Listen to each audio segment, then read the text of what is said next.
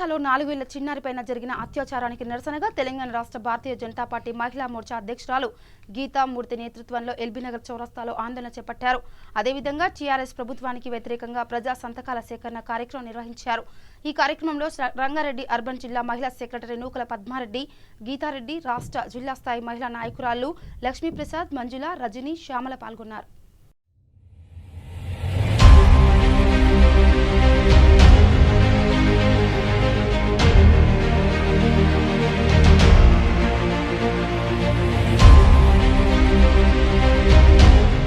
తెలంగాణ రాష్ట్రంలో మహిళలపైన జరుగుతున్న అనేక రకాల అత్యాచారాలు, బైన్సాలో 4 సంవత్సరాల పాపకి అత్యాచారం జరిగి ప్రాణాపాయ స్థితిలో ఉన్న సంఘటనని వీటన్నింటినీ దృష్టిలో పెట్టుకుని ఇవాళ మహిళలపైన హింసకి వ్యతిరేకంగా జరుగుతున్న దానికోసం సంతకాల సేకరణ చేస్తున్నాం. ఈరోజు ఇలాంటి సంఘటన జరిగినప్పుడు ప్రభుత్వము ఏం చేస్తుంది, ఎక్కడ ఉంది, ప్రభుత్వంకి ఏమాత్రం బాధ్యత లేదా?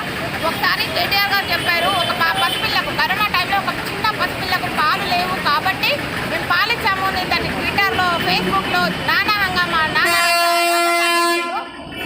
అలా చేసిన పరిస్థితి. ఈరోజు ఈ అమ్మాయి కాదా? బైన్సా మన తెలంగాణలో లేదా? బైన్సాలో ఉన్న ఆడపిల్ల మరి కేటీఆర్ గారికి ఏం సంబంధం లేదా?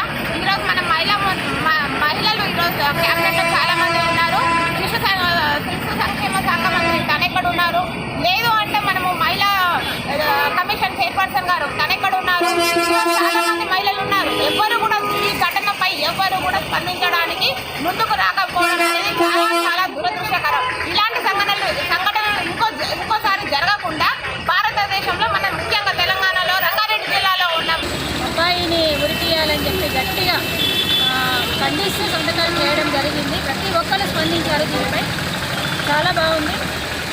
అబ్బాయికి శిక్ష పడే వరకు కూడా మేము మా మహిళా మోర్చా నుంచి మేము ఆగము. ఈ ధర్నా మాది కొనసాగుతూనే ఉంటుంది. తెలంగాణ రాష్ట్ర మహిళా మోర్చా వైస్ ప్రెసిడెంట్ లక్ష్మీప్రసాద్ అని నా పేరు. ఈరోజు ఈ సంతకాల సేకరణ అనేది బైన్సాలో ఒక 4 సంవత్సరాల పాపని అత్యాచారానికి గురి కాబడింది. ఆ అమ్మాయికి నిరసనగా ఇక్కడ సంతకాల సేకరణ అనేది జరుగుతూ ఉంది. తెలంగాణలో ఒక చిన్న పాపకి 4 సంవత్సరాల పొద్దులకి చిన్న పాపకి రక్షణ లేకుండా ఉదయం లేచినప్పటి నుంచి మహిళలు ఎక్కడో ఒక చోట తిరుగుతూనే ఉంటారు. ప్రతి పనిలోనూ మహిళలు వాళ్ళకి రిజర్వేషన్ ఇచ్చి